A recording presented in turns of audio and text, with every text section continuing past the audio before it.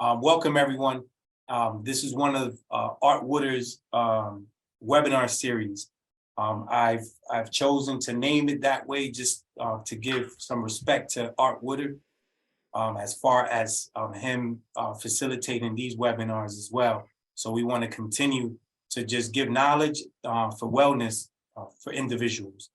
I'm just going to pass it to these facilitators, Kevin and Shelley. Go for it, guys. Thank you so much, Michael. It's really nice to be in front of you today. And I actually also want to take a moment to just sort of a deep bow to Art Woodard. He's one of my early mentors, my original teacher or facilitator at CCAR, and just much love for the man, and I miss him greatly. So I'm just delighted to be part of a series that bears his name. And thank you so much, Michael, for doing that. And I'm joined by, I'm the founder of Still Here, and I'm joined by my partner, Shelley Shadow. And we started out as as a mindfulness delivery before we even got into the recovery coaching side of it. And I just want to, if we can share a screen here for a sec, just to, and I really do want to welcome all to this here. We are going to be looking at mindfulness, which is we've really discovered since we started facilitating recovery coaching as well, that mindfulness is such a crucial part of recovery coaching. And I want to go over essentially what our objectives are here during these couple of hours. You will learn what mindfulness is and its importance to recovery coaching. You'll practice mindfulness in brief practice, as well as practice active listening in pairs. You'll demonstrate a working knowledge of mindfulness. You'll know how to use mindfulness to identify your own stuff. You'll express how mind wandering negatively affects recovery coaching sessions, and detail and practice methods for reducing mind wandering. Are there any questions about sort of these learning outcomes here? I just want to make sure that I'm not racing too far ahead and that we're all sort of clear on the pathway that we're going to be heading here. Yeah, all somewhat clear anyway. So I want to talk a little bit about how we got here. I don't want to talk about myself too much here, but I think that Shelley's and my story is a little bit instructive on what the heck this is anyway. And for me, at 12 years old, I was diagnosed with temporal lobe epilepsy, which basically meant that part of my brain was short-circuiting and causing seizures in me at random moments, which was, a little troublesome, but it was something I wanted to get over. I also lived in a household that was, well, let's just call it chaotic. One of those ones where if you saw the doorknob turn, shivers go up your spine, you just don't know what's coming in. And my whole plan to escape that household where I lived in hypervigilance, my whole plan to escape that was to get my driver's license and drive off in the sunset. So when I was 15, my dad took me to the doctor, a routine checkup. It was a couple of weeks away from my 16th birthday. And I said to the doctor, I said, yeah, I'm kind of excited. I'm a couple of weeks, I'm getting my driver's license. And he looked at me and he just said, oh, no, you're not. And I went, what? And he said, no, you've got epilepsy. You're not going to be driving. And I just felt like the floor just dropped out from underneath me. Like I was, for anything the doctor said after that, I couldn't even hear it. Like my whole plan of escape was gone. And I was in shock.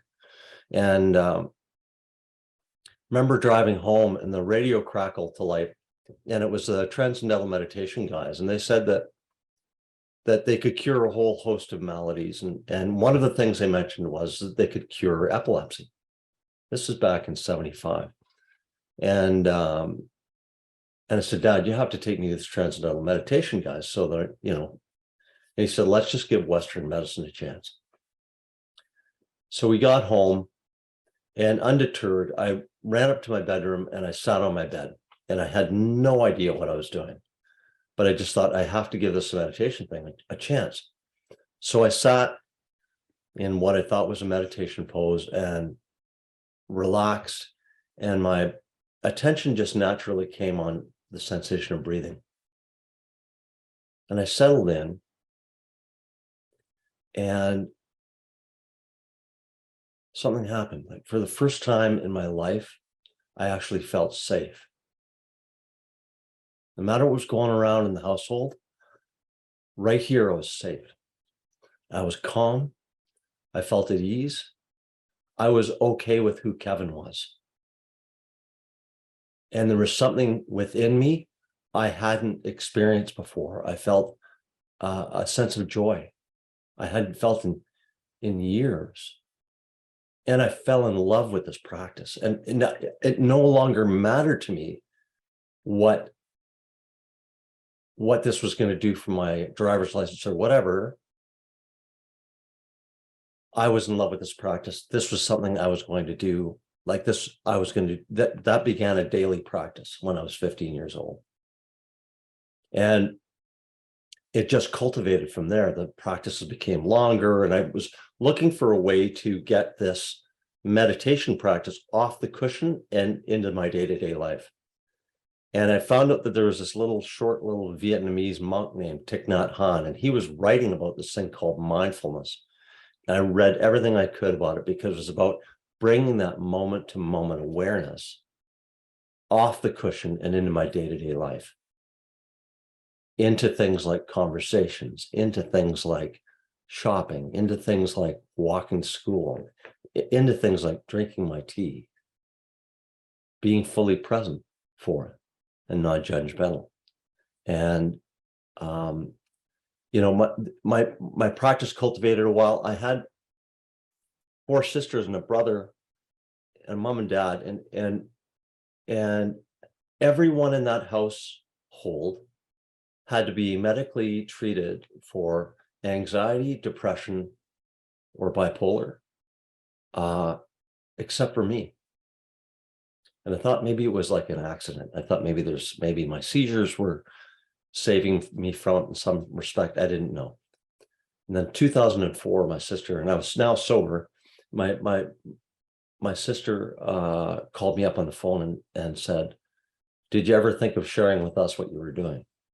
And I was embarrassed, and I'm a writer, so I wrote a 6-week course, and I took all of my sisters and my daughter through this 6-week course, and I checked in with them about 3 months later, and every one of them had reduced symptoms of anxiety or depression.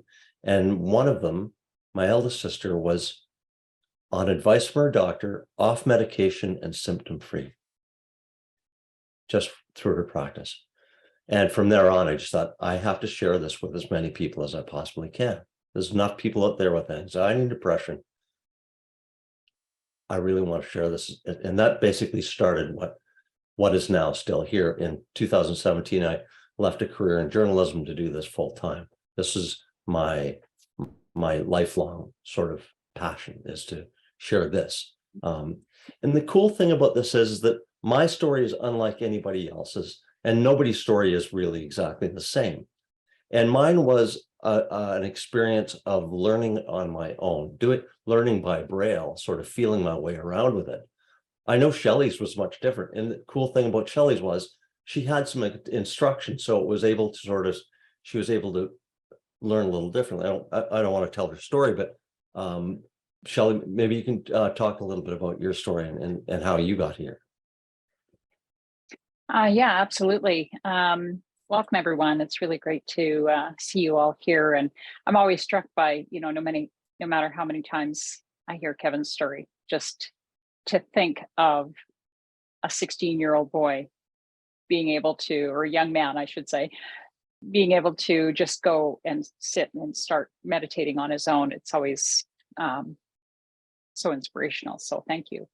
For myself, I mean, 5 years ago, I had maybe heard or seen mindfulness, maybe on a magazine cover or article, but it was, I knew nothing about it.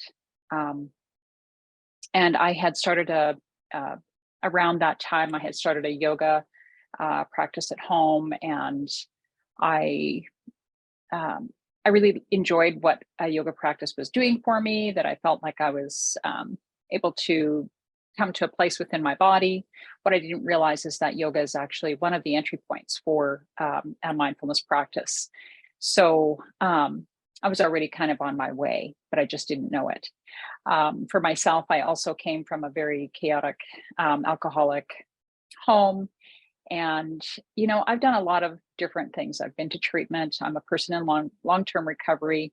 I've been to a lot of counseling. I've been to, you know, I've beat pillows. I've, you know, done tons of journal writing, sharing my story, lots of different modalities to try to heal. And still, I would come to a place many times in my daily living where I would suddenly just feel crazy inside and not really be able to put my finger on what was going on for me. I would just know that I just felt like my cookie was about to fall off my plate, and I couldn't identify why. So I didn't recognize at that time that it was actually me being in a dissociative state. There was something that was coming up.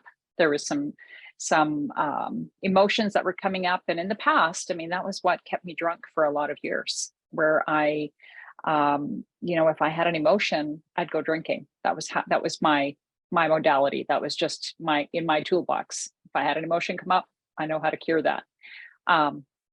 So over time, you know, I learned through, you know, other tools and resources. However, I have found that this mindfulness practice has been a game changer for me, because what it's allowed me to do is actually process these emotions, process what happened to me, what happened to me in the past, as well as what is happening to me now. So that if I do leave the building, if I do dissociate and go somewhere else, I go, oh, okay. And I know how to draw myself back. I know how to identify what's happening in my body, the feelings that are there, and to process it in the moment. And what's happened is that I feel like I'm keeping a short list of accounts, if you will, on those. It's like a daily physical, emotional inventory on what's actually happening for me, instead of just shoving it away, putting it away for another day, because it always comes back, right? It's like shoving all of that stuff in the closet, and one day you'll open that door and it just all comes tumbling out. So for me, it's been a game changer in my recovery to actually turn and face. And it takes courage. I mean, it seems like such a benign exercise, right? Just sitting and breathing and going within, but it really does take a lot of courage. It's one of the most courageous things I've ever done, is to turn and face what's happening on the inside. So very, very grateful that I was able to learn from Kevin, learn from his experience, and learn how to lead meditations. And I co-facilitate with him the MBSR and our new 4-week course. So it's been wonderful. It's been a wonderful journey so far. Thank you, Shelley. I really love your story, and I love how it's just so different from mine, but it feels so similar. What I'd like to hear from the group is anybody who has a meditation practice or mindfulness practice, how you came about that. Like, how did it come to you? What was your experience with it? And that could be brand new. It's like, maybe I did it once and it didn't take. Let us know your experiences, if you will. I'd love to hear from you.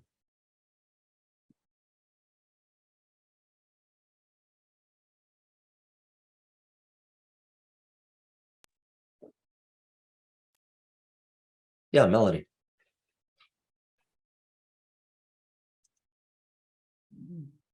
Good afternoon, everybody. Hi. Thank you for sharing your experience with us, Kevin and Shelley. I appreciate it.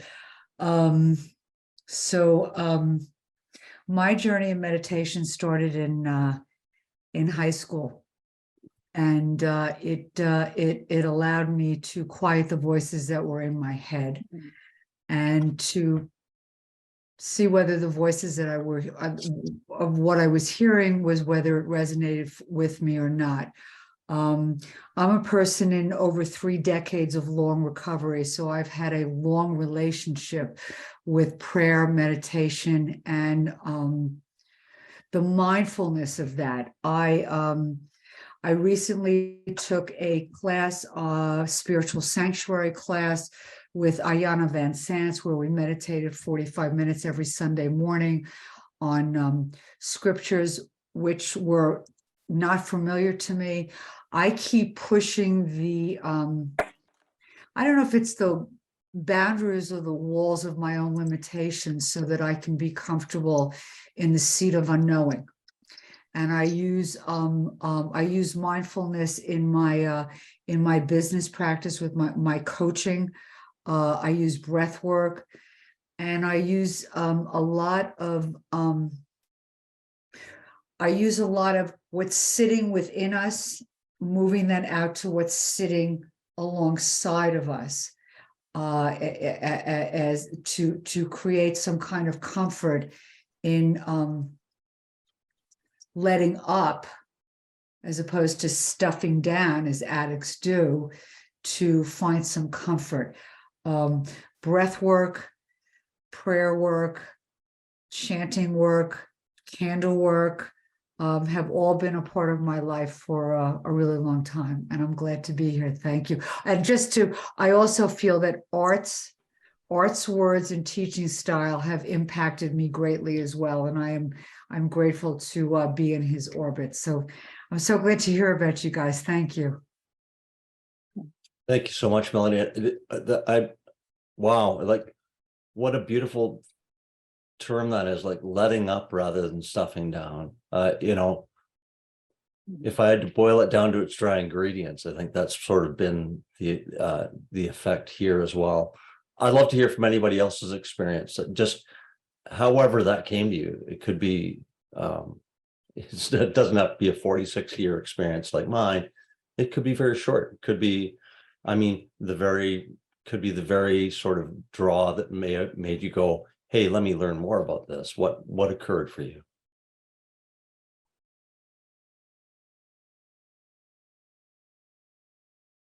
Okay, maybe some more of it will flush out as we go into it. Can I just see a show of hands that people, or the electronic hands are on the screen? How many people actually have a meditation practice, or meditated, or have a mindfulness practice?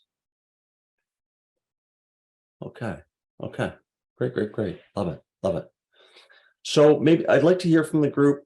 I always like to define our terms, like to know what is this thing we're talking about here? What is mindfulness? And what I'd like to hear from the group is just popcorn in some of the things that make up mindfulness. What does it mean to you? And let me first by saying there's really no right or wrong answers here. It's how it is to you. So maybe just popcorn in. Natasha, I hope I said your name right. Yeah, it's Natasha. Being mindful, to me, I really didn't understand the meaning of this up until let me start from the very beginning.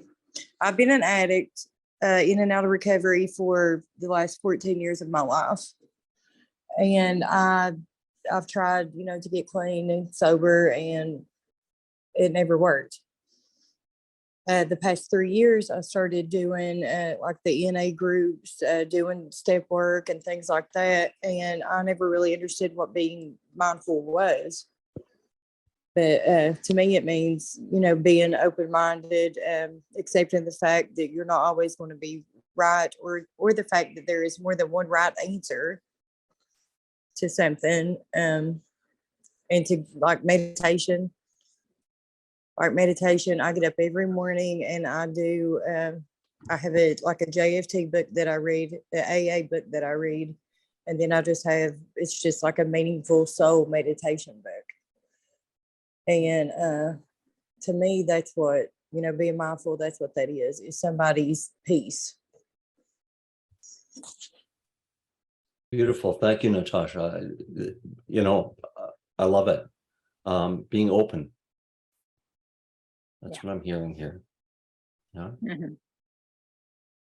Thank you. And I love that you have a practice, morning routine. Anyone else want to chime in?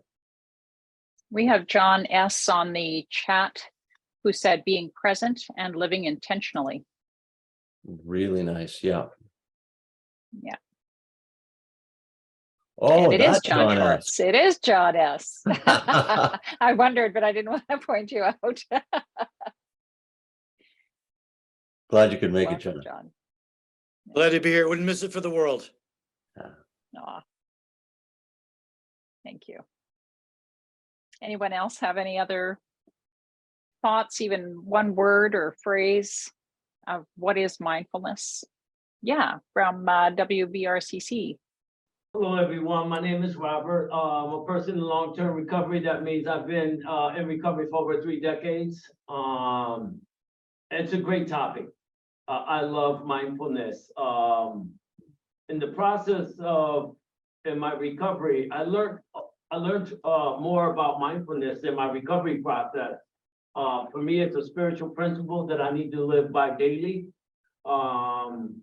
Is to be open and allow myself to respect others mentally here. And why I say that, it's something I've been working on, practicing meditation in the morning for many years. But it came to a different level for me when I started to go to church on Sunday, right?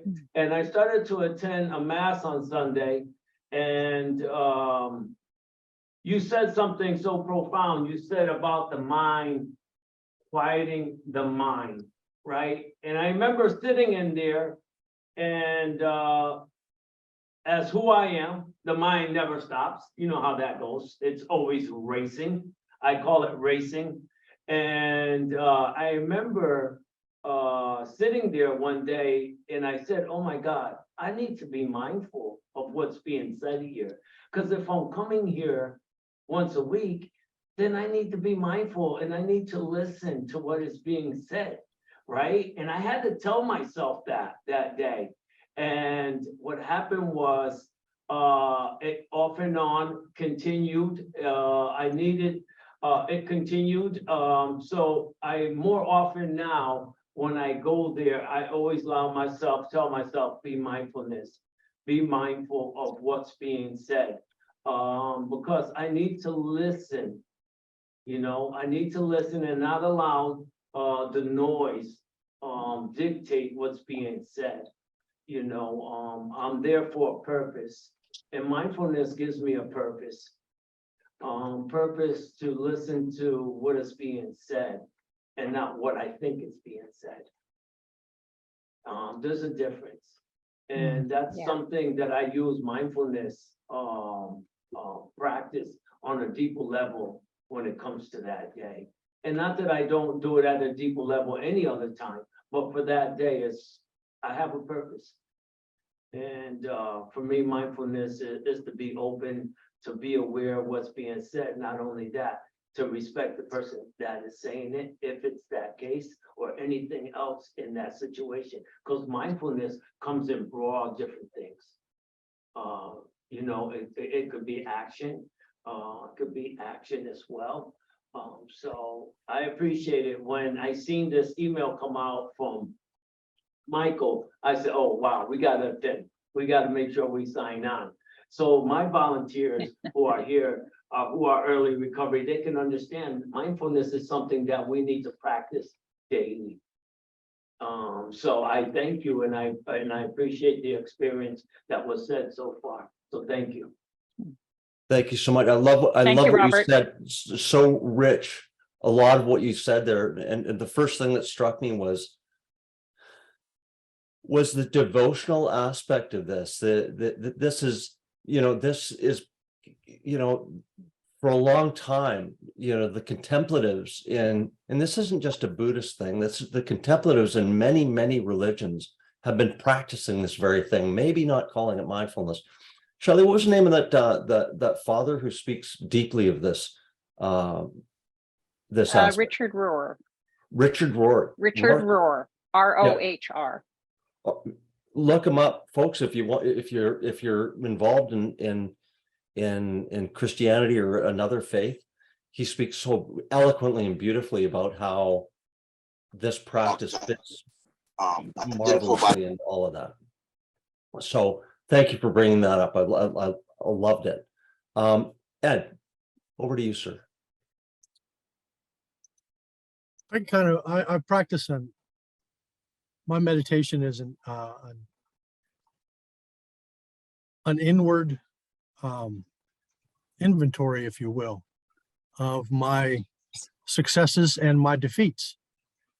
My defeats I call my demons that I have to wrestle with every day. And those demons will be defeated themselves by exposing the lies that they tell me.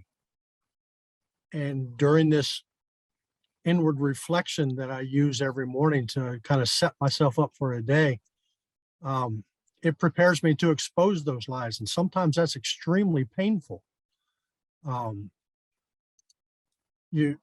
As somebody in recovery, I at times am comfortable with living those lies. That's my area of comfort, and to step out of that circle, sometimes it hurts. But by using this meditation in the mornings, I kind of set myself up for success in that I can handle whatever's going to come my way. I can honestly look at myself and say, that's a lie. I don't have to live that way. And I turn that defeat into a success. And unfortunately for psychiatrists around the country, I don't have to use one of them to do it. I can do it for free. That is so rich. Thank you so much, Ed. And a lot packed in there. And we're actually going to be practicing some of those things that you spoke of. And what I really love, and we've included in this class, is a running inventory, that how mindfulness can allow us to see just the sort of hairline sort of details that might be distracting us, that has something to do with us, that we can look at. It's a beacon for us. So we're going to be practicing that. Thank you so much for bringing all that up. That's marvelous. Before I go to the next screen, I just want to find out if anybody else here has any sort of descriptions as to what they think mindfulness is, and just, popcorn out. There really are no wrong answers here. Yes, Khalees. Is it Khalees? Yes. Sorry I'm late. I owed my son a game. I think for me personally, I guess I had to discover it on my own, because I've always saw people meditate or, I struggled to sit by myself. But for me, if I'm doing art, like creativity, if I'm drawing, if I'm painting, if I'm walking, like I love to walk in the woods. And on a recent coaching for coaches we did with Phil, Megan had said soul equals soul. And I really felt that, like I can just, taking a pause from the day, because I feel like sometimes our world can be so chaotic. We have all these meetings, right? And we have things to do and we have tasks, and where for me, just walking and just losing myself in my artwork or something like that, that's where I find peace. Yeah. We talk about the many entry points of mindfulness, and yoga is one of them. Walking, meditation is another, connecting with nature. I have a friend who is a prolific artist. I mean, she just does this amazing work and painting from photos that she takes of naturescapes, and like it's stunning. But when I was talking to her about mindfulness and what it is for me, because she didn't know, she said she made that connection, that that's what happens to me when I'm painting. Like I just become so one with what I'm doing and with the strokes and the colors and the memory of, you know, where she was at, and transferring it onto the canvas using paint. Like she said, it is a form of mindfulness. And my son certainly uses music as a form of mindfulness as well, guitaring, you know, lyrics, making up songs, all of that. So there's many entry points to mindfulness. It's not just, you know, sitting on a cushion and breathing, right? There's so many entry points. So thank you for sharing that. That's perfect. Really rich sharing so far. Thank you all so much. I want to go over sort of the definition, just sort of, and it's loosely held, but what I first want to do is I want to talk about this guy named Jon Kabat-Zinn who brought mindfulness to the West in 1979, and it's his story is kind of rich. Anybody who is in a 12-step program who knows sort of the history of the 12 steps, this is going to sound a little bit familiar. Jon Kabat-Zinn came to the University of Massachusetts after studying mindfulness in the East, came to the Massachusetts General Hospital, and he talked to the doctors there, and he said, just give me all the patients you can't treat. The ones where you've just gone, I give up. And they gave him a room down in the basement of the hospital. And he set up an MBSR, a stress reduction clinic. So it was mindfulness-based stress reduction. And he set up this clinic. And the doctors couldn't believe what he was doing. Like from psoriasis to anxiety to depression he was knocking it out of the park. And he set up really what's the most scientifically studied form of mindfulness, MBSR. And so we give the first definition to Jon Kabat-Zinn. And Jon said this, and it's easily it's kind of the go-to definition. Mindfulness means paying attention in a particular way, on purpose, in the present moment, and non-judgmentally. He added that and non-judgmentally a little bit later. It's a really important part of it. There's some components here that are really good. I'm doing it a particular way, right? With a certain attention. I'm doing it on purpose. This isn't happening by accident. This is an intentional, I'm going to be mindful here. There's an effort here. There's an intention.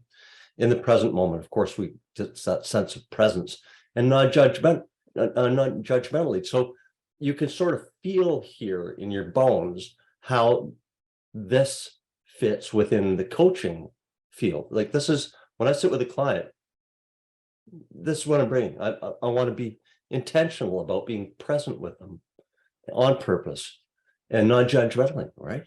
Coming alongside. Another one I really like, and I pulled this from Mindful Magazine. Mindfulness is the basic human ability to be fully present and aware of where we are and what we are doing, and not overly reactive or overwhelmed by what's going on around us. A lot of these same components are the same components that we had in Jon Kabat-Zinn's definition. But the part I really like about this is that first phrase.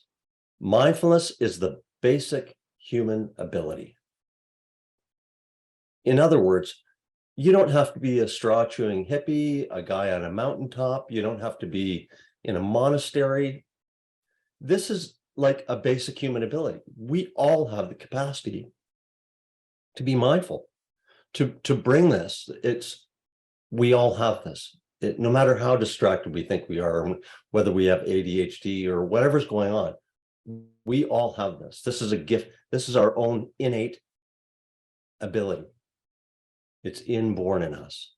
So I just want, if anybody feels, yeah, that might be for some people, it's yours too.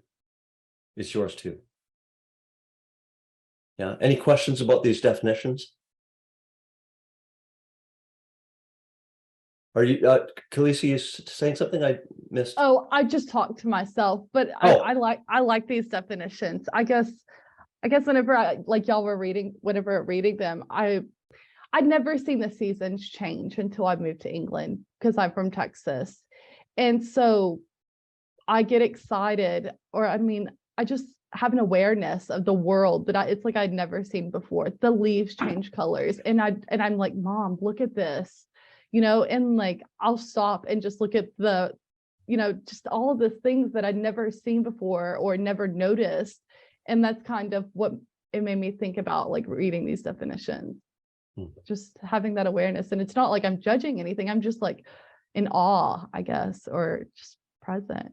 I don't know. Thank you. Hey, Thank you, Khalees. Melody, were you?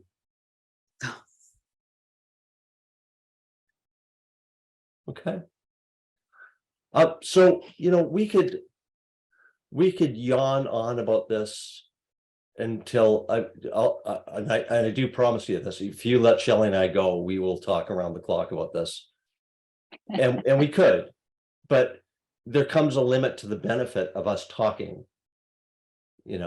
At some point, to really understand the benefits of mindfulness, we really need to do it, to feel it for ourselves. I'm just wondering if I could beg upon Shelley to maybe lead us through a brief practice, so that we can get a feel for ourselves what this is about. Yeah, absolutely. I'd be happy to do that. Is everyone okay with that? The idea that we could have a brief practice, maybe around 10 minutes? That'd be okay? All right. So I just want you to know that I'll be inviting you to close your eyes in a few moments, or at least bring them to a soft gaze. And I just want you to know that I'll also be closing my eyes. So I'm not here watching anyone. And if you're more comfortable, you're welcome to turn off your screen, but you're certainly welcome to leave it on as well. We're all here together and we're all friends. So just inviting you to find a position, a seated position that is upright, but not uptight. Perhaps considering carefully the placement of the feet on the floor, the alignment of the spine, and inviting head over heart, heart over pelvis. And your hands, you may place them in your lap, or perhaps they might be cupped, interlaced, whatever feels most natural for you and your body. And inviting you here to either close your eyes or perhaps reduce them to a soft gaze, whatever feels most comfortable, most accessible. There's no right or wrong here.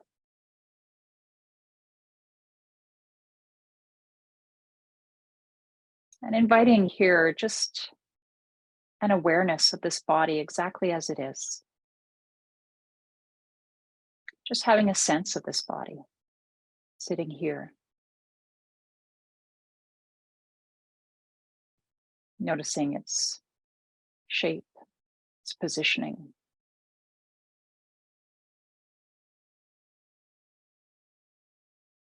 Perhaps even having an awareness of the outline of this form.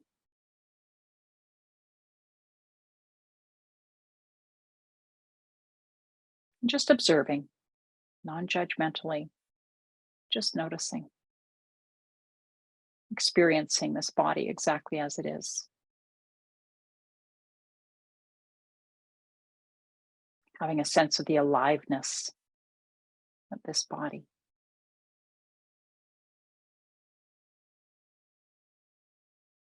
And if it hasn't happened naturally already, inviting an awareness of this breath. Brushing softly past that upper lip, into the nasal cavities, the sinuses.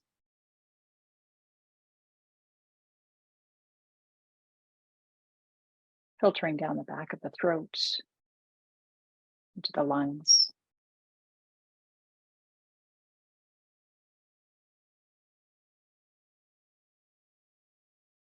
Just noticing the effect of this breath on the body. Maybe a slight rising and falling of the chest or belly. An easing, a softening of the shoulders on the exhale.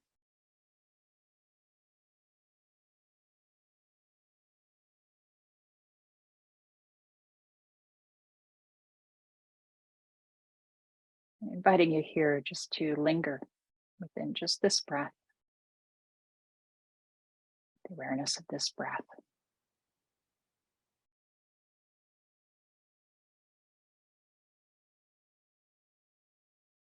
As if this breath is all there is.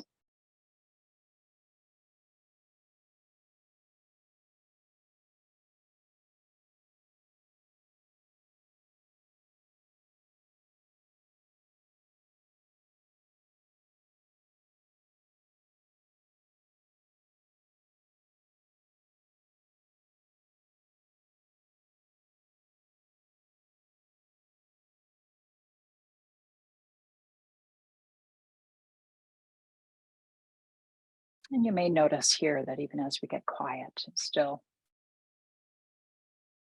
and perhaps this nature of mind continues on, perhaps even crowding out all else. The invitation is simply to notice that too. What thoughts are here? You may acknowledge them, notice,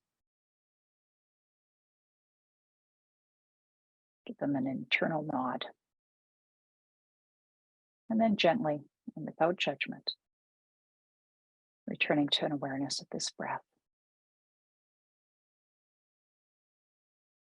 following its pathway.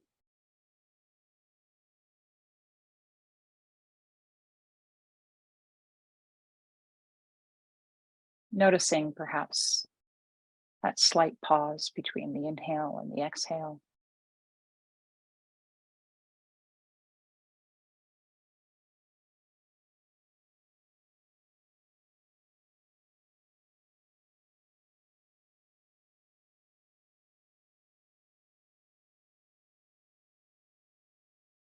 Even if thoughts come to distract us 1,000 times,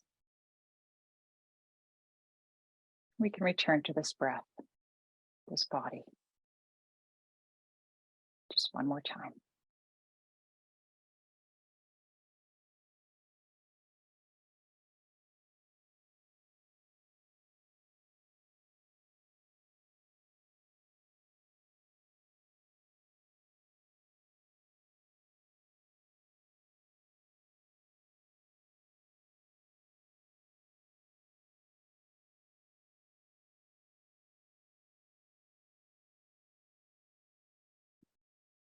Perhaps with this breath as your friendly companion,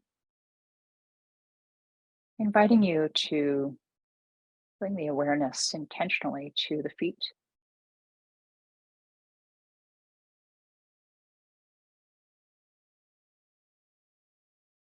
Just noticing what these feet feel like just now.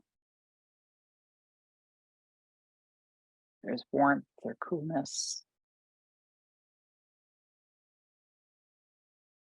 or any sensations within these feet just now. Just for the looking.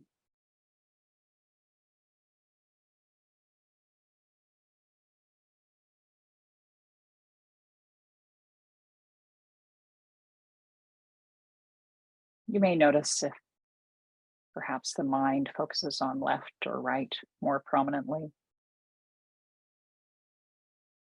And just allowing for this.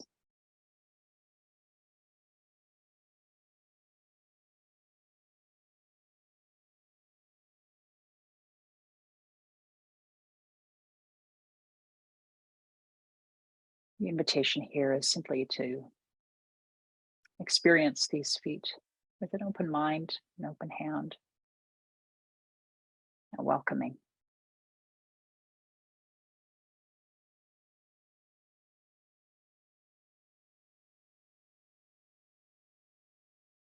And breathing into these feet.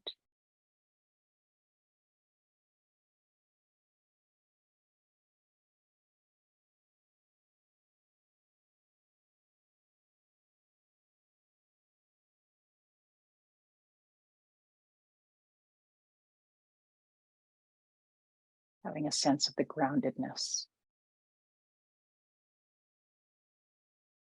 the connection. the very foundation of this body.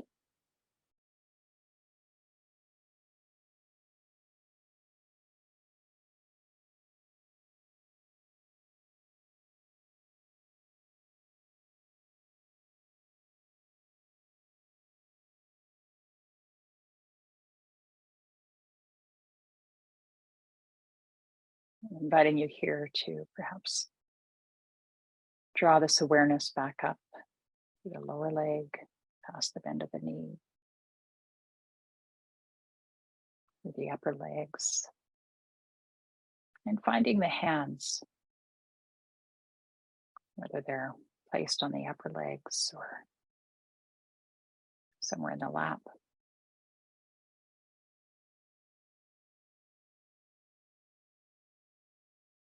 And just noticing their placement.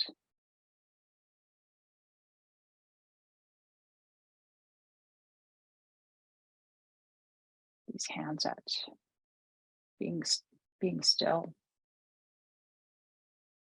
And just noticing what may be lighting up in terms of sensation. Just bringing awareness to these hands.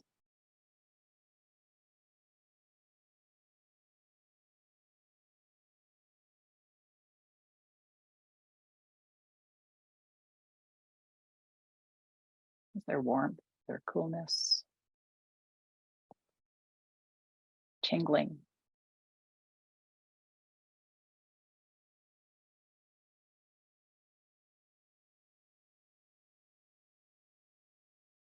Just noticing.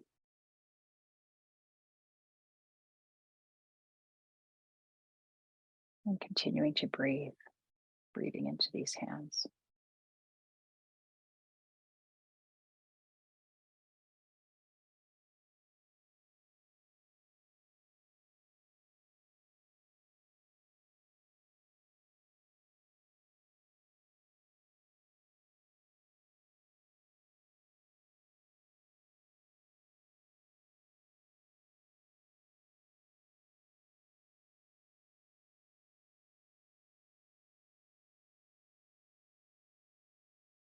Releasing the awareness of these hands. And once again, focusing just on this breath.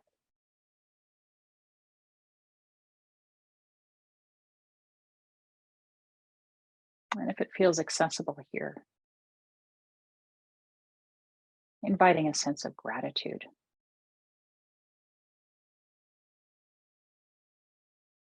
For this connection, this life.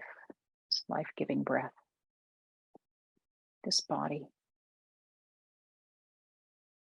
this moment in time.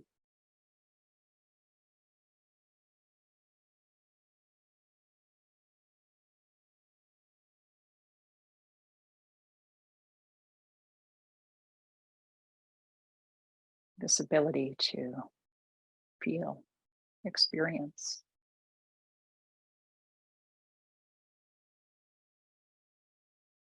To connect.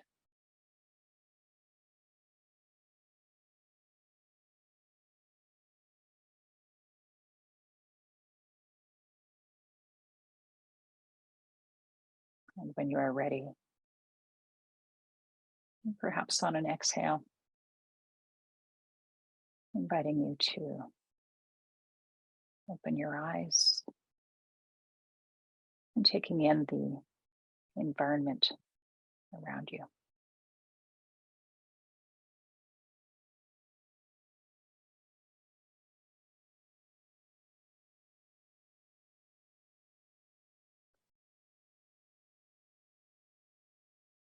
Thank you, friends.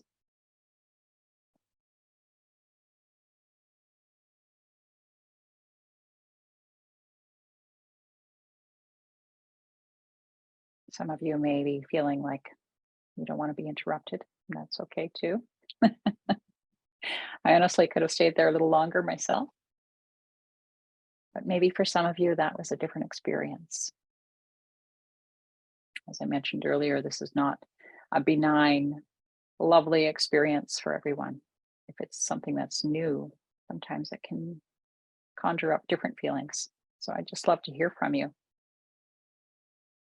What was that like for you? Whether that's a word or a phrase or just a description of what that was like for you just now. I'd love to hear from you. Michael. Yeah, it's I felt like a balance, right? And it's funny because I just went on lunch at lunchtime. I went to this auto place because I had a battery that my daughter needed to replace, so I was getting money back for the core, whatever. But I seen a sign that said balance. You can't be born with it. You have to create it. And it was like, Yeah. That's deep. It's like Wow. you can't have it. You gotta create it, because it doesn't just happen, you know? Yeah. So did that feel like a balancing, like a reset for you just Man. now? Oh yeah, it was good. I needed that. Thank you for that. Mm. Thank you, Michael. And I'm just checking in on the chat here. Natasha says serene. Ed said centering. Ruth, very welcome. Reset on the day. Heidi, thank you. Once I get to that space, I get emotional. Yes. Yeah. Sometimes this is where the emotions that maybe have been settling, let's just push that down. And when we get still and quiet, they can arise. And that's where the courage comes in, to actually turn and face and say, hello, anger, hello, sadness, and really experience it. Where does sadness present in the body? What does it feel like? Yeah.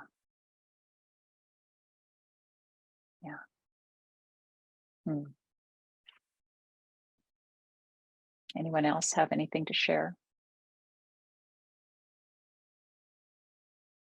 Everyone okay? Everyone made it back safely? Okay. Yeah. Was anybody Thank you. distracted? Did anybody have like distractive thoughts? I find it hard to keep their attention. Yeah, I see. I sometimes think that I don't know if you've ever had that experience where you maybe on a freeway and you're traveling down the freeway, at 60, 70 miles an hour, and you're going with traffic. You're doing what everybody else is doing at the same speed. And then maybe, the child is crying or you get a flat tire and you have to pull over on the side of this freeway. And what felt normal a moment ago, because you're in the flow, you're doing that 60, 70 miles an hour. But when you stop and pull over, you're like, holy smokes, why is everybody going so fast? And that's somehow, I liken that to meditation, that when we pull away from our busy day and we stop and we get quiet and still, and then sometimes those thoughts flood in at 60, 70 miles an hour. And we're like, what? Like, why is this, like it was there just a moment ago as you were flooding, going throughout your day. But when you get quiet and still, you pull over to the side of the road, all of a sudden it can become overwhelming, right? Those thoughts. So very common first experiences. I think someone had mentioned here, Darlene, unable to stay grounded. Yeah, very common in an early experience or first practice, or if it's been a while. Yeah. Thank you. Thanks for your attention.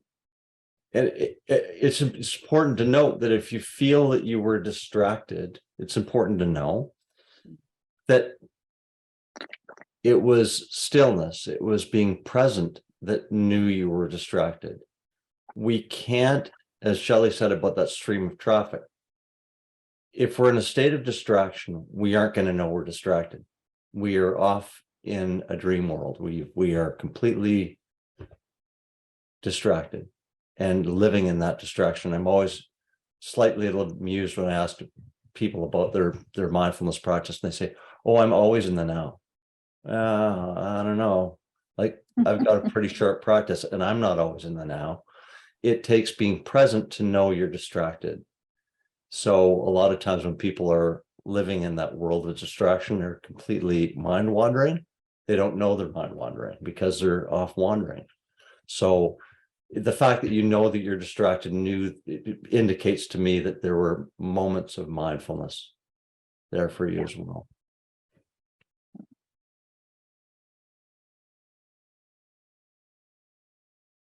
So why would we be talking about something like this in a recovery coaching class? What has this got to do with recovery coaching? What, anyone, like, any guesses as to why we would even be bringing this to a recovery coaching class? Yeah, Celise. Well, for me, I personally feel like one of the most loving things we can do as a recovery coach is be present with the person we're supporting, because I know there's been many times in my life whenever I just needed somebody to be with me, to show me, look at me like I'm as a person, to acknowledge me. And Please tell me more. well, I mean, just in general, like, I feel like, I'll give you an example. Whenever I moved to England looking for support after leaving rehab, I was dismissed out the door. I was told that I'd already received more support than what they could offer. I was just shoved around. And then, and I guess for me personally, I've always struggled with my self-worth. And that's something that comes from deep down roots, family, where if I'm feeling incompetent, if I'm feeling like I'm not good enough, that's something I know I'm going to have to work at forever. But for somebody to sit there and like, just believe in me and look at me and acknowledge me and value me and see my potential, that's where I grow. That is where I flourish. That's where I am wanting to do more and actually can see that I'm capable of more. Well, that's right down here struck me. That's what we do. Feeling objectified like that, in institutions and such, and then just being held in presence. Oh, Yeah. That's rich. Thank you. Yeah. Ruth, were you leaning with intent? Thank you. Thank you, Kevin, and thank you, Shelley. And great to be with so many established friends and new friends this afternoon. I think of coaching as a primary characteristic of coaching as being about what I call radical presence. And the way I would illustrate that concept is actually by using an expression that's very familiar in Ireland, but probably doesn't translate across the Atlantic, where we talk about coming to an occasion with one arm as long as the other. And what that means is that I'm not carrying anything, because the minute I start carrying something, however light it is, I have to bend one or more of my elbows. So the idea of one arm as long as the other is that I'm coming to the conversation without a file, a folder, or an agenda. I'm coming to the conversation with, sort of the clothes I stand up and sit down in, and that's it. And I think that's for me an absolute prerequisite for being present. And so that's just a thought I bring you from my native country. Khalees isn't the only person who crossed the Atlantic Ocean to be with us today. One arm as long as the other. Beautiful, Ruth. And I just want to tell you that it does translate really beautifully for me. I did my teacher training, mindfulness teacher training through UMass, but took me all over the world. And I did my final teacher training in Wicklow, Ireland. And so, yeah, it was beautiful. And through the Center for Mindfulness Ireland, and and often we read poetry after some of our meditations, and we frequently read from John O'Donoghue, who's a beautiful Irish poet. So thank you. It's wonderful to have you here. And I loved what you shared. Melody.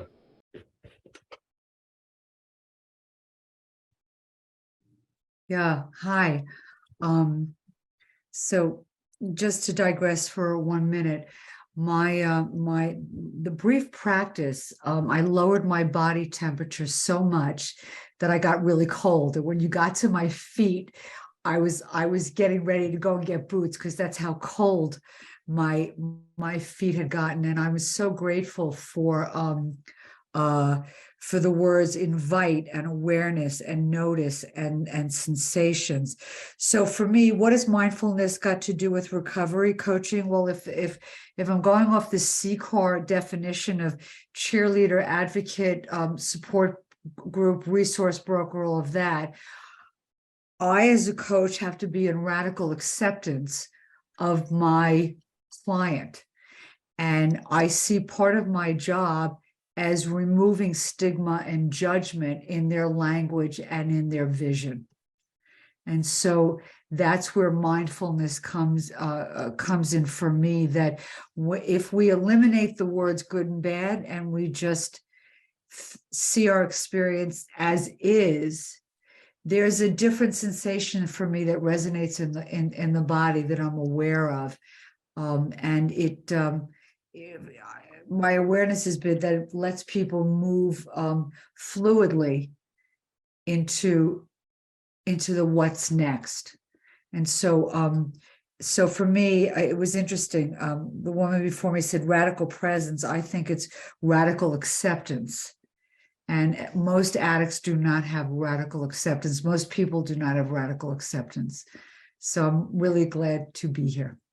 Thank you. Great Thank you, having you here. And Darlene said that she was cold too. And I know Shelley's had that experience as well. And John writes in text, for me, being an effective coach requires full access to my authentic self. Mindfulness increases my access and grounds me in other-centeredness. Other-centeredness. Ooh, is that rich? Oh, I could just sip that like a hot cup of cocoa. Thank you, John. That's great. I love it. Other-centeredness. That's great. Boy. Yeah, so I've been teaching this for more than 10 years now. And there's all kinds of outcomes that we can generally sort of anticipate. Some we're delightfully surprised by. The list is long for the benefits of people, but most commonly, and most of the research shows that most commonly what you will have is an increase of awareness. So you build this practice, you have an increase of awareness. Awareness is a benefit to our coaching. Overall awareness of ourselves, awareness of others, just generally awareness. So awareness, as I say, is the single most universal effect of mindfulness practice. And that awareness is crucially important to both coach and client for some of the following reasons. I just want to touch on them, if I may. So, reasons awareness is important for the coach is awareness of what is going on for the coach during each session, like awareness what's happening in us. How are we ever supposed to sort of check in with our own stuff if we don't know what's going on for us? Awareness of what the client is saying and what the client is not saying. What do those pregnant pauses mean? Is there a question that should be asked within there? Or do we just leave the silence? Awareness of the direction of the coaching relationship. And awareness of important barriers to the client's success. So illuminating what's around us. Just like in that second definition, it says awareness of what's around us. and not overly reactive to it. Yeah. This is a partial list. There's certainly more, but this contains some of the, that's, anybody think of anything else that is important for the coach as far as being aware? Michael. You know, I've been thinking about this a lot too, about being aware, more aware of things, and I look at the whole picture, right? As far as like values, identities, and behaviors that go along with them, because I feel like you have to value something, right? So you could be aware of something, right? You could come across and be aware of something. But if you really don't care for it, like you could just see something and be like, whatever, right?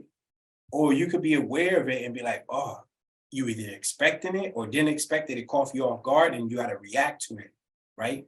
But I believe value has to do with it a lot too. It's like coaching too. You have to value that. Phil, last time I asked, is coaching hard? Yes and no. You know what I'm saying? And you have to be aware of it, right? You got to be aware that it's going to be hard, but then you got to be aware that it could be a simple thing, you know? So this is awesome, man, because I keep seeing, this is like something that I keep seeing with being aware, mindful, the values and identity and behaviors of how we react. So, man, this is great. Thanks, man. Beautiful. That's so rich. And I love that talk of that reactivity. Like, I mean, how often have we felt in a coaching session where we become reactive, and it's like, oh gosh. Shelley and I had the joy, absolute joy, in the middle of the pandemic. Surrey Fire Services called us up. We've been working with them and said, look, let's do a mindfulness pilot, a resiliency pilot with your firefighters. And they called us in the middle of the pandemic, and we ran a mindfulness resiliency pilot with them, an 8-week course.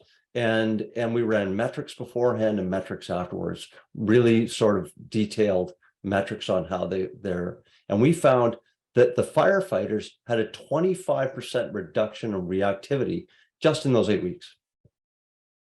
It was amazing. Some of the numbers we had were astonishing. So we do know there's a huge reduction in reactivity. We've seen the numbers. And we'll get into a little bit of science later, but it's awesome. That's great. Thank you so much. And I love how it sort of enriches a coaching session. So I want to look at why this might be important for the client. So when we become more aware, just generally, our clients will become more aware as well. It sort of invites another awareness for them. So why it's important for them? Awareness of impulses and urges as they arise. Boy, is this ever important with addiction? Yeah. Awareness of their own potential. So all of a sudden becoming aware of that next step that they never even thought was within their reach. It's like, oh, yeah, I could do that too. Awareness of developing a relationship with the coach. The importance. And awareness of the potential for change. And not overly reactive or frightened by what that change might mean. Yeah. Any other thoughts of why this might be important for the client? Beautiful. So how do we bring that new level of, we talked basically about this sort of that reflective thing. When we bring awareness, it sort of engenders a sense of awareness in them, but how can we bring that new level of awareness to the client?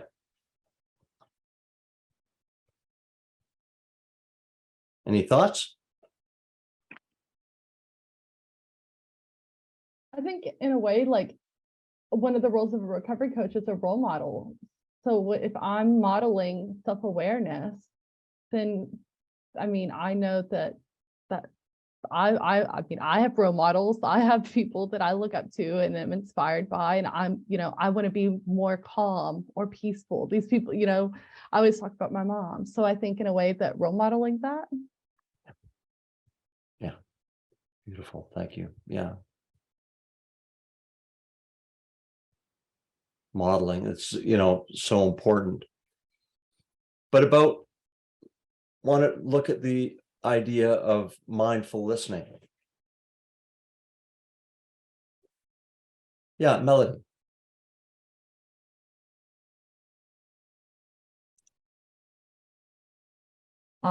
So I recently took a course on trauma. The course was for coaches, and it was said that the coach provides the ventral vaga calming.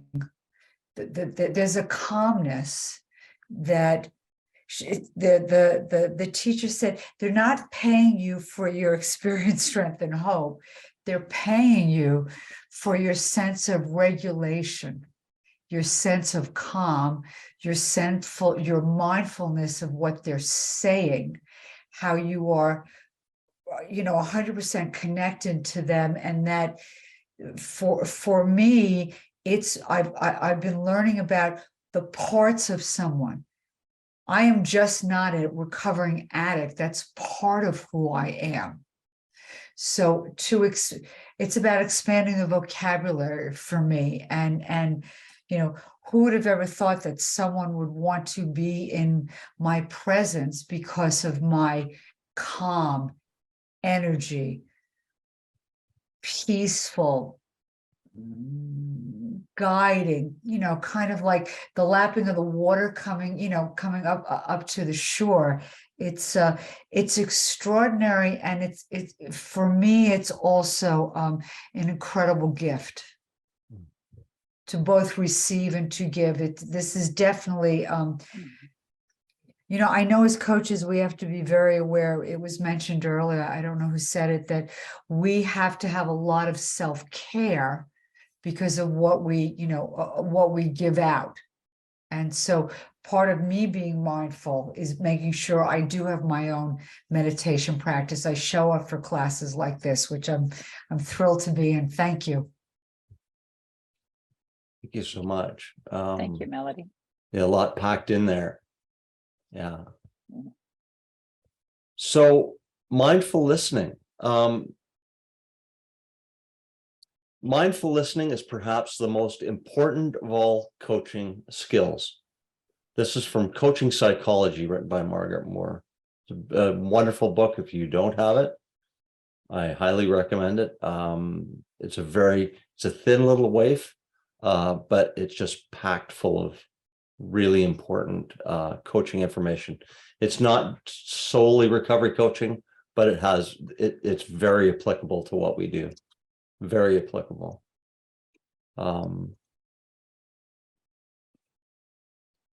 So in putting it to work, we're going to do some breakout rooms here. Michael, if I can get you thinking about that, sort of that we would be breaking into pairs.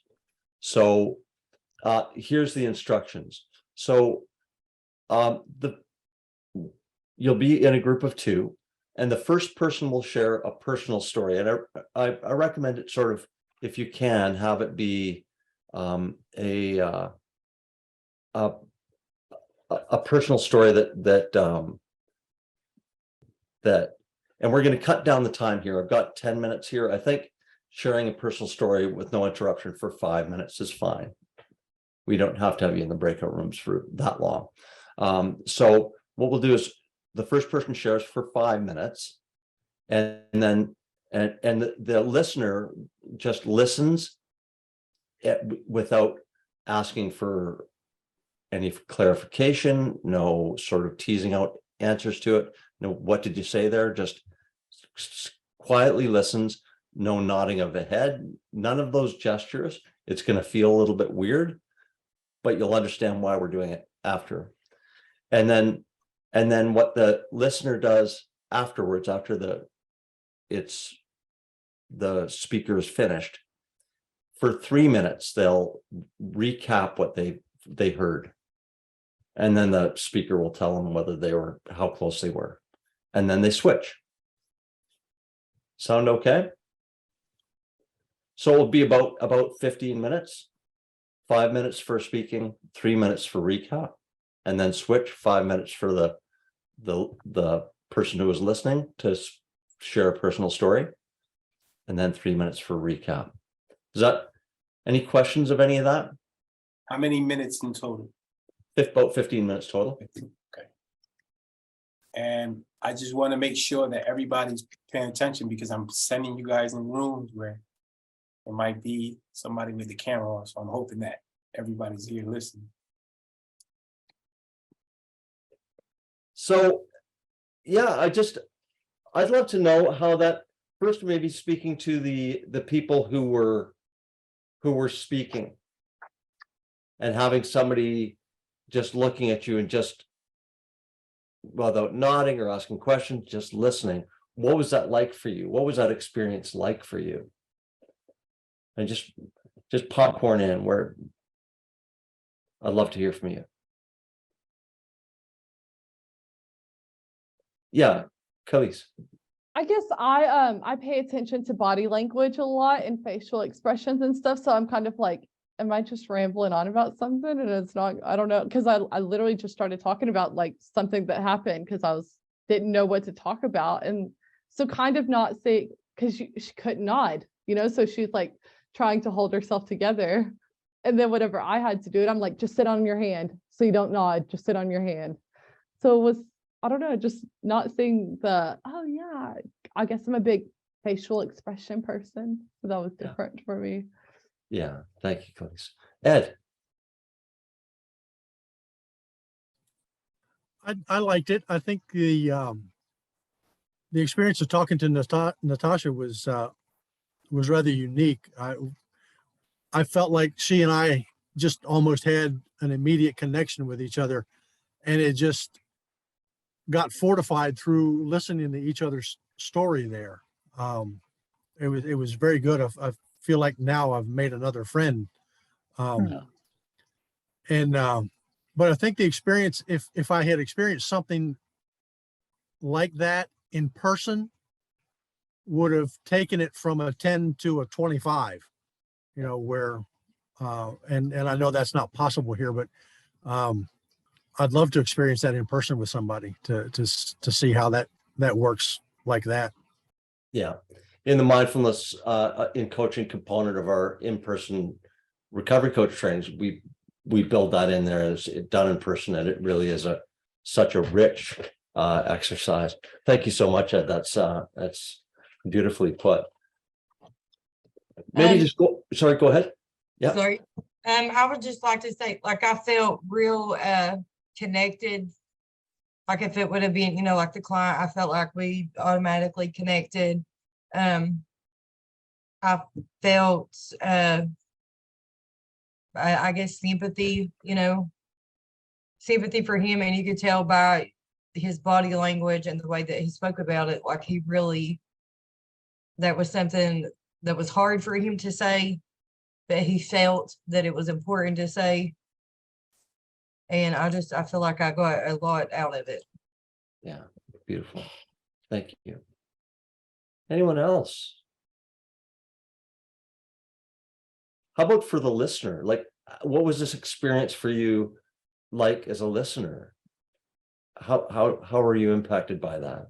Yeah, Darlene, did you unmute with intent?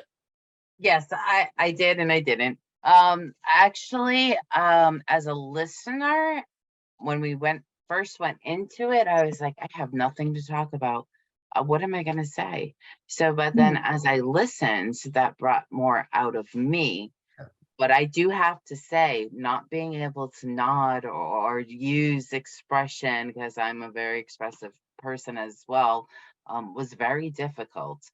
But on the same sense, it was very rewarding for me, because that sparked something right in my head right away after she was speaking. I'm like, okay, now I know what to talk about. And then we hit it off from there. So it was a really good experience all the way around. So I enjoyed that exercise. Thank you. Yeah, thank you, Darlene. I should say this is a caveat, sort of, and we need to sort of tell all of our classes this, that the not nodding thing, this is just for an exercise. I would never expect you to do that in real life. Of course, you're going to not, but sometimes the reason we took it away this time, sometimes nodding and reflecting back and stuff like that can be used as a bit of a prop. You know, like, have you ever been had somebody listening to you and they nod at the wrong time? And it's evidence that, oh my God, you haven't even been listening to a word I said. I could tell by the nod. It came at the completely the wrong time. It's like, yeah, I'm bringing myself back now because I've been dreaming for the last half an hour. Melody.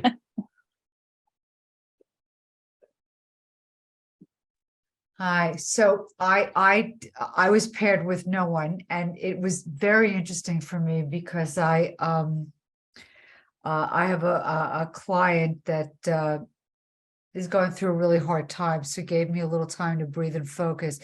But as far as the listening is concerned, there's something that I started to do many years ago, and I would when I know someone's going to be sharing something traumatic with me, or something very heavy, or a fifth step, I got into the habit of turning my back where our backs press against each other, or our seats are back against each other, so that the person does not see my visual reaction to what they are saying. And it sometimes creates more intimacy, because they're not waiting to see how I react. They are just speaking their truth. And it's very interesting to do it both ways, where you're looking at someone and acknowledging them, or your back is to them, whether you're pressing your back or the chair, and they can just kind of free form it without wondering, are they judging me? Do they think this is ridiculous? Will they ever talk to me again? This is really embarrassing. So I love the idea of not reacting. Yeah, that's great. Beautiful. We in our Great mentorship example. class, when we're doing this, we say to the students or participants, listen until the coach disappears. You know, you've been in that coaching session where it's like, oh my God, like I've just like disintegrated, and all that's happening is this conversation, and I'm just like in the whirlwind of it. Have you ever felt that in a coaching session where it just gets, or even in a conversation where it's just like, oh my God, I like just disappeared. I was in this whirlwind. That was a conversation happening. I don't know. I'll have to, I wrote that, listen till the coach disappears. That I'm definitely going to meditate on that. That's an interesting, that's interesting for me. I like that a lot. That one other thing I wanted to say, when Shelley was doing the meditation earlier, for some reason, I think it's Wayne Dwyer's book, There's a Spiritual Solution to Every Problem, or there's another book that talks about it's through our brokenness that we heal and connect. So if I have a dis-ease, which causes me to disconnect, and recovery is about connecting, I thought about, that's the commonality for me of coaching, of being a peer support, is the brokenness, and then the reconnecting. Yeah, beautiful. And I would submit that bringing this level of mindfulness to your coaching sessions will bring your coaching to like a totally new level. I have that feeling. Yes, this is great. Thank you, Kevin. Yeah. Thank you. Shelley, thank you. I love this. Shelley, will you read this? I love this quote. Yes, I love this quote too, and I hope it speaks as a truth to you. Being heard is so close to being loved that for the average person, they're almost indistinguishable. David Augsburger, American author. Isn't that delicious? Yeah. Oh God. Yeah. And that's, think about that in terms of the coaching relationship, you know, making that connection, holding someone in positive, high regard. Yeah. That's beautiful. Mm. Somebody was talking a little, Ed, I think it was you talking a little bit earlier on about doing this sort of like this inventory, this kind of like being able to sort of touch in and know where you are, and like this constant state of knowing your stuff. Yeah, something to that effect. I hope I didn't butcher what you said too badly. No, you got it right on there.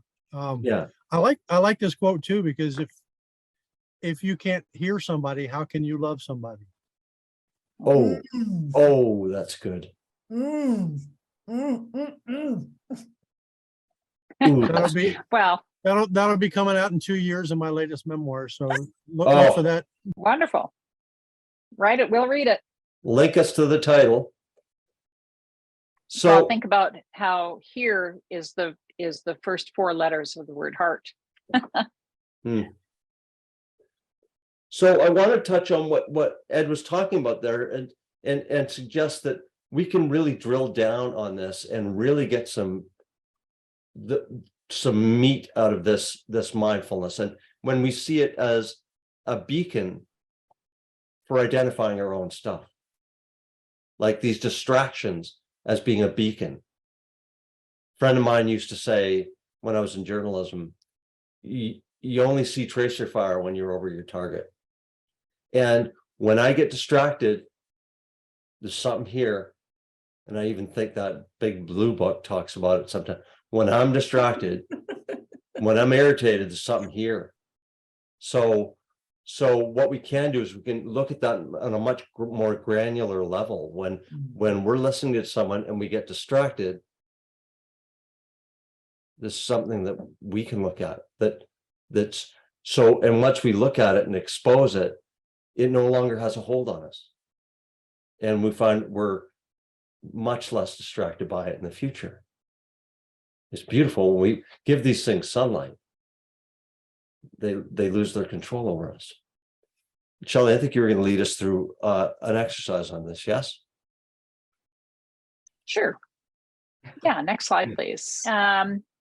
So just inviting you, as I did a little earlier, just to take a moment to calm and center yourselves, perhaps through the availability of the breath, awareness of this body exactly as it is, where it is.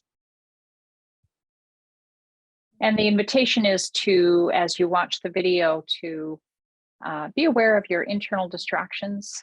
They may come in the form of a thought. They may come in the form of a sensation within the body, or they may be appearing on the emotional landscape. So just inviting you to make a mental note of them and then bring your attention back to the video. And behind that distraction is evidence of your own stuff, which is one of the pillars of the CCAR training is managing your own stuff. So this is a big part of that. So go ahead if you want to start the video, Kevin.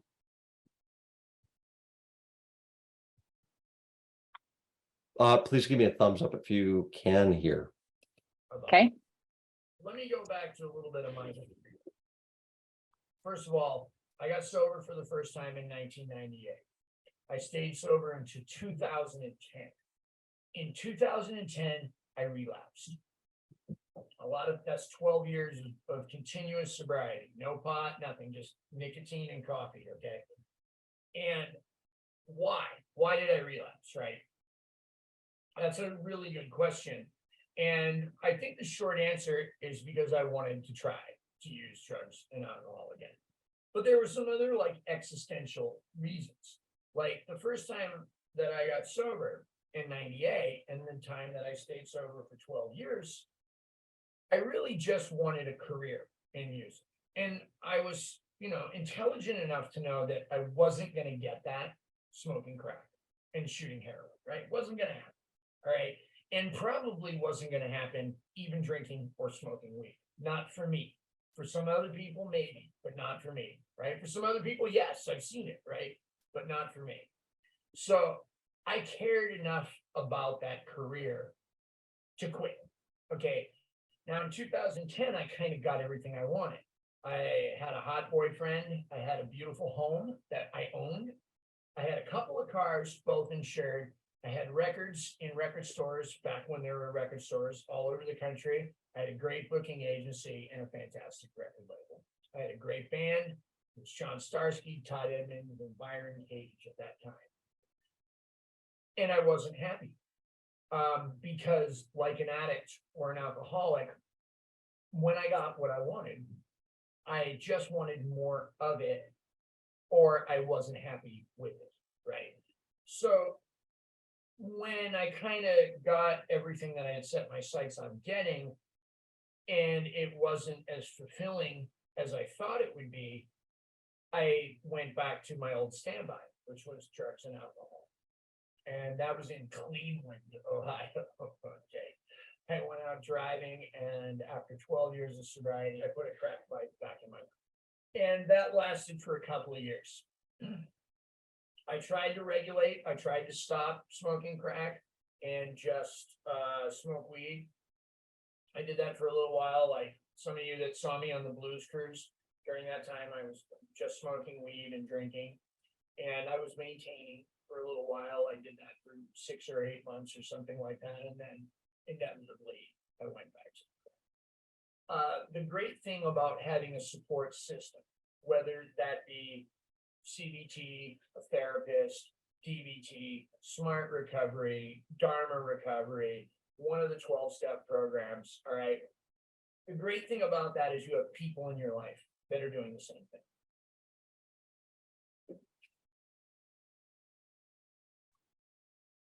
Thanks for that. So anyone have any initial first thoughts, first inclinations around their thoughts, sensations in the body, emotions? What came up for you? I could really relate to him because, you know, I've been in and out of addiction and recovery for 14 years now, and it is hard. And then for, you know, the first part of it,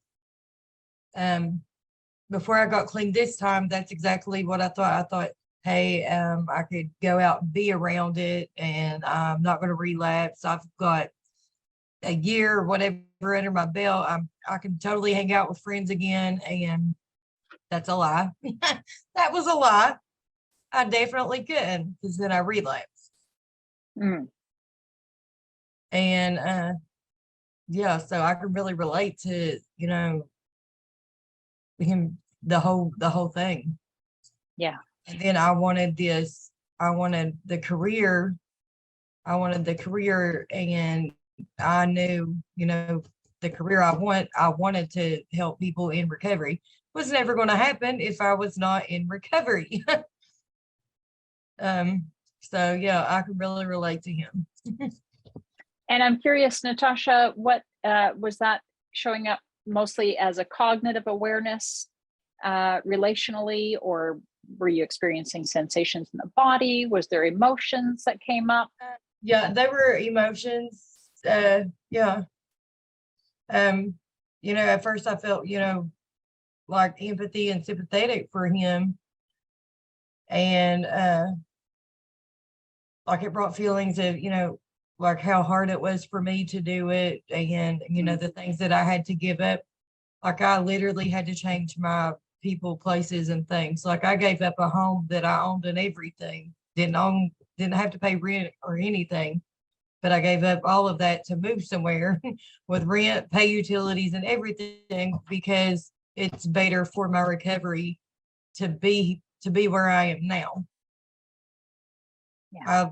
I had to give up everything, and it just, I really relate to how hard it is, and then the things you have to give up and you have to push for and you have to stick to. Like you have to make sure that you set the boundaries. And I don't know. It's just, yeah, a lot of emotions, I guess. Thank you for that. Yeah, a lot going on there, a lot happening. Ed. I found that I had to really concentrate.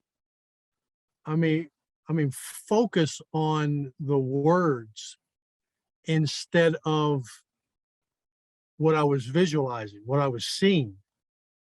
His constant back and forth movement was really distracting, and I found that you know, I kept thinking to myself, and this was a distraction in itself. If I was his coach and sitting across from him, how effective would I be? If he was distracting me that much just with his movements, would I really be listening well enough to be able to help this individual? And I can't really answer that. I don't know. And that's something I'm going to have to search in myself for there. Yeah. I want to ask you, Ed, because this is something that occurred with me over the very same thing, is that I started to ask myself, is this guy still high? Like, Yeah. is like, has he just done a bunch of coke before this? Because he was fidgety and like rolling, and I'm going, is he? And that tossed me off. So there was a judgment that came in, and I went, oh, like, so that's what tossed me off. I'm just wondering if the same thing was going on for you, or. Well, I didn't think that because I've dealt with a couple of individuals who, like this young man, had done copious amounts of narcotics in their lives and could not sit still. And the sessions that I would have to have with them would have to be very short. And a lot of times, instead of sitting down, we would have to stand up and go to another room. And if they were standing up, they didn't move as much as they would when they were sitting down. So I've seen this, but I still don't think I did a very good job with them. And I'm not sure how I do, how well of a job I would do with this gentleman. But now him still being high never occurred to me. Thank you. Darlene, thank you for that, Ed. Yeah, I'm just gonna echo off of what Ed said, but I found myself doing this and watching him and swirling around and looking him in the eyes, but I was listening and I was watching what would flash up about the lie alert and things. And I was at first focused at the backgrounds, but then I really zoomed in. And again, not knowing, I did question whether or not he was still using any type of substance or alcohol, but I did focus on what he was saying, even though I had to do this to keep up with him and go like this, but I was listening. And in a coaching session, Ed, you're right. I don't know how I would handle that, but yeah, it was interesting, quite interesting. Well played, Darlene. That's well done. Yeah.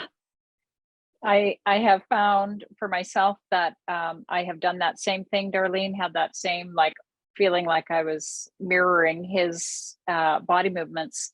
And then I tried watching it another time where I thought, okay, I'm going to be that pillar of stillness and just, I will remain still. I'll be that mountain while he is, the wind.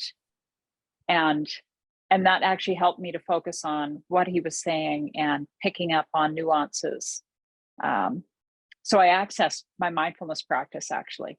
And that helped me a lot to actually stay where I am and not picking up on all of that sort of shuck and jive sort of, movements. But it is an interesting one. This is a very challenging one. Okay. I don't know that we have very many clients like this that I have come across, but just that idea that, well, what if someone was still using? What if they showed up in your session? And, calling on our recovery coaching, principles of meeting people where they are, just exactly as they are. What if they are? Okay. All right. We love this one and we stick with this one for a reason.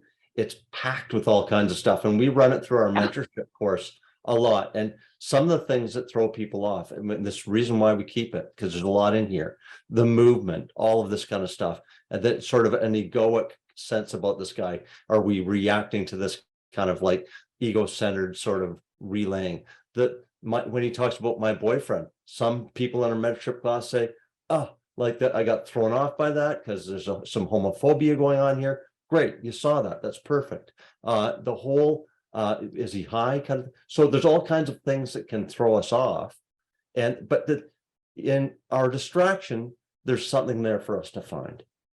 Yeah, there's something there for us to find. Yeah, beautiful input. I love it.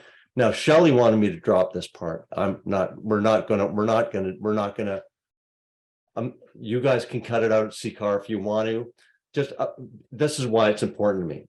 Imagine like this 15-year-old starts a daily practice and can feel all of these changes within himself, can feel all of these wonderful.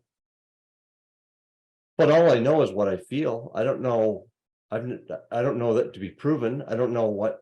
And then in 2000, they come up with all this beautiful science, and I'm going, this is amazing. Like it's verifying everything I have felt and experienced in my own body. Imagine somebody coming up late in your recovery with science that shows this is what happens if somebody in recovery be like, oh my God, this is exactly what I experienced. And I can see it in paper, peer-reviewed science.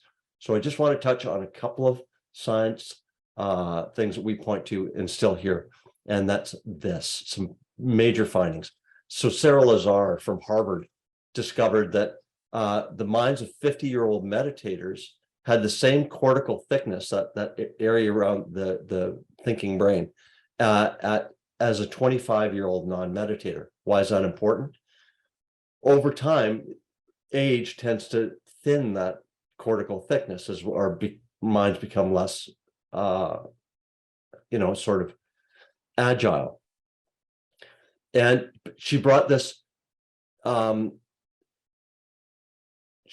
back to her peer review panel at Harvard, and they said, well, that's great, Sarah, but what you've done is you've taken 50 people from a monastery and 50 people frustrated IT guys. What if people living in a monastery just generally are smarter people and have greater cortical thickness? So she went back, got 100 frustrated IT guys, took half of them, put them through an 8-week mindfulness course, and then she learned a whole bunch of new stuff about it. Learned the same thing about the cortical thickness, saw the same results, but she also learned about some other key areas of the brain that we know are lean to the effects that we experience. So many of the areas where the brain rewired, so they're given less likely to alarm, anxiety, and depression. And she also found that a little almond-shaped thing in the brain called the amygdala, that's sort of the smoke alarm of our brain, it actually shrunk in the 8 weeks.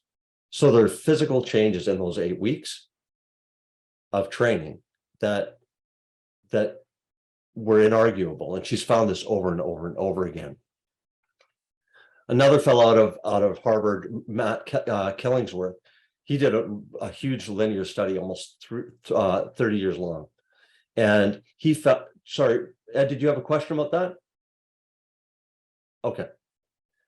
Matt Killingsworth revealed that our minds were on autopilot, like wandering, an average of 47% of the time. Now, whenever I say that to one of our mindfulness classes, they go, what, only 47%? I'm sure I'm mind wandering like 98% of the time, which is probably why they're in one of our mindfulness classes. So what? So we're mind wandering 47% of the time. What does that matter? Well, Killingsworth also drew direct correlations between presence and happiness. And you know what? It didn't matter what we were thinking about. It didn't matter what our mind was wandering about. We could be thinking about our trip to the Bahamas in 2 weeks. We were still happier when we were present than when we were mind wandering. So it's always beneficial for our own happiness to be present, even when the present moment sucks. we're always happier when we're there. Which I find a little shocking. And I just want to, if I can, any questions about that? I sped through the science quickly because just in watching the time here, but just this is a real quick video that echoes what I've just described to you. I want to just play it real quick. I did ask my doctor, I said, how serious is this? And my doctor said it doesn't get any more serious. When I went into emergencies, it was obvious that I'd had a heart attack. We've been seeing a stress epidemic in our society for decades now, and it seems to be accelerating as the pace of modern life is increasing. I would say that nowadays people fall into the chasms of the healthcare system. I could not walk without keeling over in pain. I started going to fertility specialists. Still, nothing happened. We came to believe that everything could be cured by drugs and surgeries. I think I got sick because everything in my life was really out of balance. It was always obvious to the ancient wisdom traditions that mind and body were interconnected. But somewhere along the line, we created a dichotomy as if they were separate. There is no doubt that the mind and the body are connected, and that when those connections are broken, you have disease.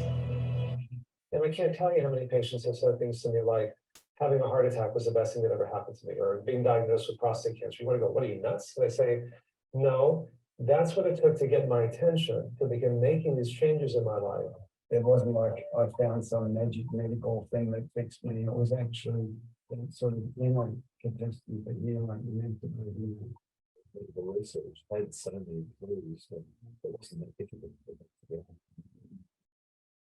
And I didn't believe it was such a powerful finding, so we replicated it. This now was science. Here was something measurable, predictable, and reproducible. Well, I wouldn't everyone do it. Powerful effect that contributes about 30 to 50% of any biological effect. The brain can also influence the body at even a very cellular level. If you had a child who did that, every infertility patient in the country. And I think the evidence is accumulating that it helps people to live longer. One day we'll integrate it. This is just the best. You know, much more to say over how healthy we'll be. It's real hope that you can end up perfectly well after 10 to 15 years for the symptoms. Modern science has shown us that the mind has the power to heal. We should use that capacity.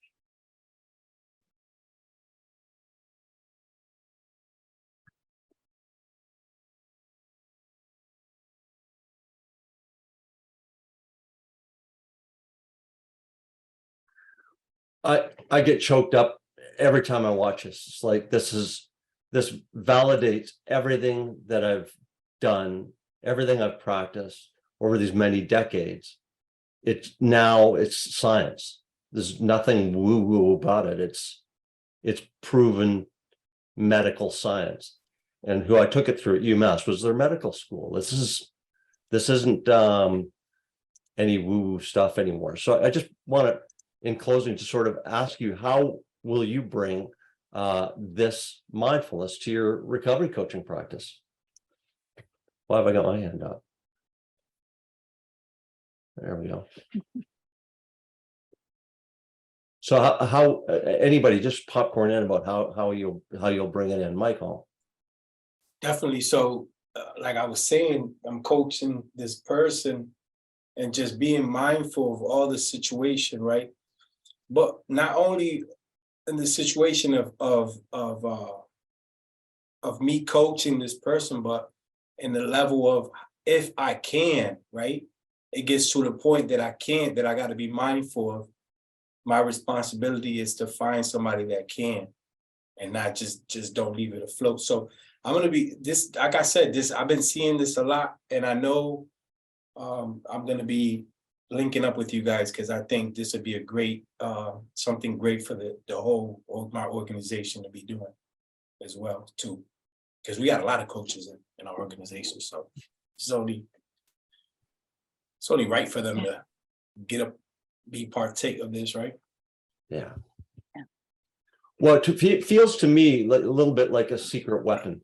Like this is, something that this is the big S under my shirt that I get to kind of use this. And it's kind of like, I think of the same way of my recovery, is that it's a secret weapon that I've got these skills and capacities that I can use for moment to moment and where applicable. And yeah. Awesome. Yeah. Thank you. We do have a 4-week class that's coming up this Saturday, if anyone is wanting to give it a try.